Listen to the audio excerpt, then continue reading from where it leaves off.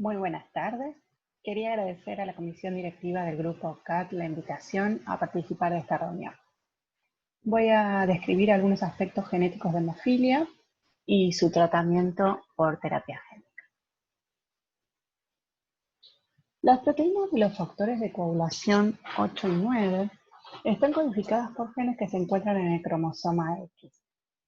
Los genes tienen distintas regiones en su secuencia de ADN que permiten un correcto procesamiento en el núcleo y la traducción de la proteína en el citoplasma, y luego su posterior expresión. Cuando la secuencia de ADN de estos genes sufre alteraciones, estos procesos pueden verse afectados y van a verse reflejados en la disminución de la actividad de estos factores, observándose distintos fenotipos clínicos. Pueden ser severos, moderados o leves. Todo este tipo de variantes genéticas pueden ser caracterizadas a través de diferentes técnicas de diagnóstico molecular, en el que a través de un algoritmo ordenado de diagnóstico podemos determinar el genotipo tanto en el gen del factor 8 asociado como causa de hemofilia A o en el gen del factor 9 asociado como causa de hemofilia B, y de este modo realizamos el diagnóstico genético en nuestros pacientes. Acá podemos ver la frecuencia y distribución de las distintas variantes genéticas encontradas en familias argentinas con hemofilia A y con hemofilia B. Es importante resaltar que la determinación de la variante causal de hemofilia va a permitir la provisión de información directa y segura para el asesoramiento genético de las familias afectadas y en particular el diagnóstico de portadoras. Además, nos permite estimar el riesgo asociado al desarrollo de inhibidores contra la terapia de reemplazo, ya que la variante genética ha sido reportado que tiene un peso importante. En este gráfico, por ejemplo, podemos ver un estudio realizado en pacientes de Argentina a lo largo del tiempo, donde cuando un paciente con hemofilia presenta, por ejemplo, una delesión multiexónica, es decir, pérdida de gran cantidad del gen, estas variantes, que suelen ser nulas, es decir, la proteína no se expresa, están asociadas en el 90% de los casos de pacientes con lesiones a riesgo de desarrollo de inhibidor, y si hacemos otra observación, una comparación entre casos y controles, vemos que estos pacientes tienen 7 veces más chance de desarrollar inhibidor con respecto a aquellos pacientes que no presentan este tipo de variantes. En el otro extremo, las variaciones tipo missense, es decir, una sustitución de un aminoácido por otro, el riesgo de desarrollo de inhibidor también a la izquierda es bien bajo, es decir, 25 veces menos de desarrollar inhibidor que teniendo otro tipo de variante. Por lo tanto, este dato es importante tenerlo en cada caso particular de cada paciente, ya que va a ayudar al médico hematólogo tratante a tener un conocimiento más amplio y específico del perfil genético del paciente y de ese modo estimar el riesgo de desarrollo de inhibidor.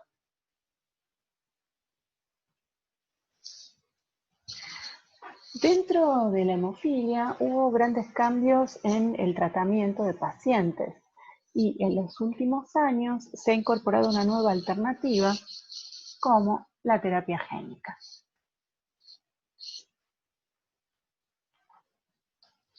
El principio de la terapia génica es relativamente sencillo, ¿sí? Como podemos ver en esta parte de la diapositiva. Implica tomar un transgén terapéutico, llevarlo a las células donde el ADN se incorpora en el núcleo, luego el núcleo expresa un RNA mensajero, se traduce la proteína en el citoplasma, puede actuar ahí o circular y tener su actividad terapéutica. ¿Cómo se seleccionan las patologías para saber si son candidatas o no para aplicar terapia génica? Bueno, en principio, podemos ver acá una lista de patologías que son candidatas. Se toman enfermedades que son monogénicas, es decir, patologías que predominantemente se deben a defectos en un único gen. La hemofilia, además, está en esta lista, porque otra cosa que es muy importante es que sabemos que pequeños incrementos en los niveles de actividad de los factores de coagulación o niveles de expresión de estas proteínas producen beneficios clínicos muy significativos. Otra característica que tiene es que la proteína se secreta, o sea que solamente necesita llegar a la circulación, no se requiere una expresión estricta de la proteína y además existen muy buenos modelos animales para lo que se denominan los estudios preclínicos. En cuanto al tipo de terapia que se utiliza, podría ser terapia que afecte células germinales y células somáticas. En este caso, la terapia génica que se utiliza es de células somáticas. ¿Por qué? Porque únicamente queremos mejorar el cuadro clínico del individuo afectado, ¿sí? Y no existe la intención de cambiar ni alterar el ADN de sus células germinales, es decir, que esto se herede, ¿sí? Por una cuestión de seguridad. Para poder realizar la terapia génica, se utilizan distintos métodos de transferencia, ¿sí? En estas células somáticas. El método o la estrategia que se utiliza en los estudios actuales de terapia génica para hemofilia es la transferencia utilizando un vector viral. Si bien existen otras, esta es la que ha probado mejor funcionamiento. Bueno, ahora vamos a ver los distintos elementos para realizar una estrategia de terapia génica. Lo primero que vamos a tener es un transgen terapéutico, un sistema luego de delivery, es decir, de introducción, para que se oriente dentro de la célula huésped adecuada, y por último, medición de los resultados, ¿sí? A ver cómo funciona la terapia génica. Bueno, vamos a ver el primer paso, que es la construcción del transgen. ¿Cómo es un constructo transgénico? Bueno, este va a contener una secuencia de ADN codificante complementario, carece de intrones, la mayoría de los ADNs complementarios se encuentran dentro del rango de peso de entre 2 a 7 kilobases. Se realiza lo que se denomina optimización de codones, se le incluyen además regiones reguladores en las regiones upstream o downstream, es decir, 5' o 3'. Primero vamos a ver qué es la optimización de codones. Es un cambio de secuencia de nucleótidos, es decir, de los tripletes de nucleótidos que codifican los aminoácidos, pero no hay cambio de aminoácidos. ¿Sí? El objetivo de esta estrategia en particular es fundamentalmente incrementar o mejorar el nivel de transcripción del ARN mensajero, optimizar su procesamiento y también optimizar la traducción, ya que combina estos cambios de nucleótido con la abundancia de RNAs de transferencia que existen en el tipo celular es elegido o en la célula huésped blanco, ¿sí? Y eso hace que la traducción sea más eficiente. Los otros dos grupos de elementos que dijimos que se modificaban eran la región 5' y la 3'. Bueno, dentro de la región, el extremo 5', se encuentra lo que se llama la zona regulatoria o promotora, que es específica del tipo de célula hospedadora, ¿sí? Solo se activará en este caso en células hepáticas porque existen factores de transcripción específicos para ese transgen. Y además se agregan secuencias enhancers en esta región o potenciadoras para que el nivel de transcripción aumente. En la región 3' no codificante también se agregan secuencias que mejoran la estabilidad del ARN mensajero. Luego se realiza lo que se llama el paso de delivery del transgen.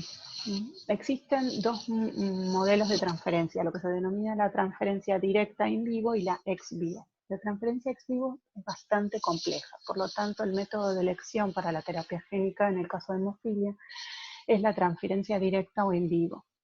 Como ventaja, es una práctica sencilla, ¿sí? Ya que se realiza una infusión por vía intravenosa o también podría hacerse por inyección intramuscular. Es fácil, compromete muy poco tiempo tanto para el médico como para el paciente. En cuanto a las desventajas, es que se realiza una exposición in vivo directa del vector y puede generarse respuesta inmune del huésped. Y lo segundo que hay que tener en cuenta es una eficiencia prevista variable, que en realidad se podría estar entregando el transgen a algún tipo de célula que no sería la receptora. En cuanto a los vectores de transferencia, ¿sí? Todos los estudios actuales de terapia génica implican la transferencia genética utilizando un vector viral. Para terapia génica hay tres tipos de virus que se vio que eran eficientes. Los adenovirus, los retrovirus, que incluyen los lentivirus, y los adenovirus asociados. El último que mencioné es el sistema de vectores virales de adenovirus asociado, es el que se utiliza en todos los estudios actuales de terapia génica para hemofilia. Un adenovirus asociado es un virus no patogénico, es el virus del parvovirus humano, tiene un genoma de ADN monocatenario que se muestra en la parte superior de la diapositiva de aproximadamente 4,7 kilobases. Tiene dos regiones codificantes, una para el gen REP y otra CAP, para la cápside y para la replicación del gen, y secuencias en los extremos, repetidas terminales invertidas que ayudan a conformar la estructura de concatémero. Tiene o induce una inmunogenicidad innata muy baja, mínimo. Existen muchos serotipos diferentes de adenovirus y una proporción muy pequeña puede integrarse en los genes del huésped. La mayoría de los vectores existen como concatémeros circulares extracromosómicos. En esta diapositiva básicamente lo que vemos es cómo se convierte un genoma de adenovirus asociado tipo silvestre wild type en un adenovirus o vector terapéutico. Lo que se hace es reemplazar, ¿sí?, los genes codificantes REP y CAP por el transgen que antes se conformó, ¿sí?, el de los codones optimizados, etc. Como ya mencionamos, el promotor va a ser específico para tejido hepático. Y dentro de los constructos utilizados, los cDNA, en este caso para el tratamiento de hemofilia B, el cDNA que se utiliza es el del factor 9, y en el caso del factor 8 es el cDNA del gen, pero con la deleción del dominio B para que tenga un tamaño apropiado para poder ingresar correctamente luego a la cápside del virus. ¿Cómo hacer que cómo armar, digamos, la partícula de adenovirus asociado? Bueno, el transgen directamente se integra a la partícula y una vez que está integrado, esta partícula que contiene el transgen es el que se inyecta directamente en el paciente. En este caso vemos con más detalle, cómo la partícula interactúa con la membrana celular del huésped. Luego la partícula es absorbida formando lo que se denomina un endosoma. Con el tiempo la partícula se libera dentro del citoplasma del endosoma, la proteína cápside se rompe, sale a la superficie del tipo de célula transducida al ácido nucleico. El ácido nucleico transgénico va al núcleo y dentro del núcleo existe como un concatémero. en muy pocos casos puede llegar a integrarse. Este concatémero, una vez estando en el núcleo, comienza a generar el RNA mensajero. El RNA mensajero se traduce y se genera la proteína terapéutica y se expresa. Bueno, por último acá vemos todos juntos los distintos procedimientos para la transferencia. Entonces el primer paso era un transgen terapéutico que podía tener el factor 9 o el factor 8, ya dijimos con el dominio B de lesionado. El factor 9 puede ser el cDNA wild type o el PADUA, que tiene una variante puntual en la región promotora que hace que aumente mucho su nivel de expresión y eso genera un aumento de eficiencia para la terapia génica. Luego el sistema de delivery dijimos que usaba un adenovirus asociado que podían tener diferentes serotipos y que era in vivo. La célula huésped receptora va a ser la célula hepática, dado que tiene el transgen un promotor específico para expresarse en la célula hepática. Y por último hay que valorar los resultados para ver cómo funcionó en la terapia génica. Por ejemplo, la medición de los niveles del factor, ver la tasa anual de hemorragias y por supuesto ver la seguridad, ¿sí? Es decir, dónde están las partículas virales, etcétera, y que no haya ninguna alteración clínica en el paciente. Bueno, en esta diapositiva lo vemos es lo que se describe como la promesa de la terapia génica en la hemofilia. Es decir, mantener los niveles de factor, ya sea del 8 o del 9, en un nivel significativo desde el punto de vista terapéutico, que sean persistentes en el tiempo, y de esa manera estarían produciendo lo que se llama una profilaxis mantenida e ideal. Muy bien. Para poder acceder a la terapia génica, existen una serie de criterios de selección que son bastante rigurosos. Entre ellos, como podemos ver, involucran el sexo, la edad, la severidad clínica, el estado general del paciente y sobre todo la buena predisposición para realizar el seguimiento de la eficacia de la terapia. Es decir, tienen que hacerse mediciones de factor al principio una vez por semana y durante mucho tiempo. Cuando decimos mucho tiempo es muchos años, ¿sí? Hay protocolos que ya llevan 9 años desde que se iniciaron y los pacientes tienen que seguir controlándose. Y bueno, como hay criterios de inclusión, también hay criterios de exclusión. Este es un diseño de un protocolo típico de terapia génica, donde observamos hay varias cohortes. Cada cohorte está formada por 2 pacientes. Cada cohorte va a recibir una dosis diferente. De izquierda a derecha se van incrementando las dosis. Las dosis se miden por copias de genoma viral, ¿sí? Cantidad de copias de genoma viral por kilogramo de paciente. En este caso, bueno, se van realizando las inyecciones de las dosis. En total, en este caso, son 11 individuos. Lo que se va midiendo es la seguridad y la eficacia. Uno de los parámetros que se mide son las enzimas hepáticas y si aumentan más de determinado nivel, se realiza un tratamiento con esteroides. En general, esto se observa entre las semanas 8 a 12 luego de la aplicación, solo en algunos casos. Bueno, acá les muestro algunos de los protocolos, ¿sí? Cuando entramos a los clinical trials que están funcionando. Podemos ver los distintos tipos de vectores que se utilizan, cómo son realizados, en qué fase se encuentra cada uno de los protocolos. El número de pacientes siempre es más o menos como el ejemplo que vimos recién, es un número pequeño.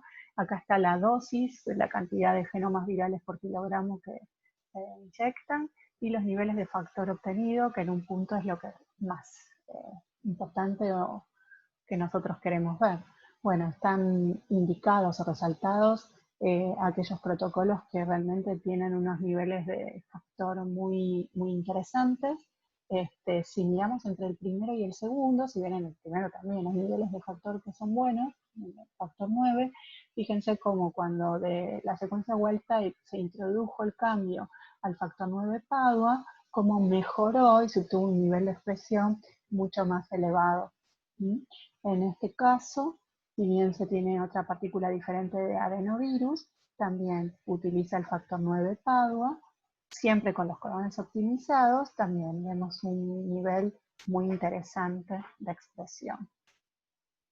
En el caso de los triggers para hemofilia A, utilizan adenovirus asociados 5, 8, 2. Podemos ver en este protocolo realmente los niveles de factor obtenidos son muy buenos, acá también en este otro. Y todos tienen los codones optimizados y siempre la deleción del dominio B. Y acá vemos en qué fase se encuentran. Por ahora hay 4 protocolos que están en fase 3, 2 para hemofilia A y 2 para hemofilia B. Y como conclusiones podemos decir que la terapia génica aparenta ser un abordaje poderoso en el manejo de la hemofilia, podría ofrecer un tratamiento a largo plazo y la cura definitiva. Los protocolos clínicos con vectores de adenovirus asociados, como vimos, reportan niveles de expresión terapéutica a largo plazo y sostenidos, tanto para el factor 8 como para el factor 9. Hay estrategias adicionales que usan vectores lentovirales o edición génica que están en fases primarias de estudio, pero se están realizando. Y lo que es fundamental o mandatorio es hacer el seguimiento a largo plazo para realmente evaluar la seguridad y la eficacia de la terapia génica. Y como últimas consideraciones importantes, es fundamental ver la durabilidad de la expresión de los factores de coagulación, la medición del daño hepático a través de los niveles de enzimas, ver los perfiles de seguridad de los diferentes serotipos, vieron que se usan muchos serotipos distintos, saber cómo funciona cada uno. También cada vector vimos que utilizaba distintas formas de ser fabricado. También es muy importante la potencial genotoxicidad derivada de la posibilidad, aunque escasa, pero que existe, de la integración de los vectores en regiones del genoma no deseadas. Para ellos lo que se realiza es la evaluación por biopsia de hígado. Y por último, que la medición de los niveles de factor realmente represente la actividad real, ya que puede haber o se ha observado discrepancia en los ensayos de medición porque el factor que se produce no es igual al factor nativo. Que bueno, quería agradecerles por escuchar. Y bueno, acá les presento, ya los conocen en realidad, a todos los otros integrantes del Laboratorio Molecular de Hemofilia, que ya hace más de 20 años, muchos años, que está funcionando y que fue iniciado y está liderado por el doctor Carlos de Brasa. Muchas gracias y hasta pronto.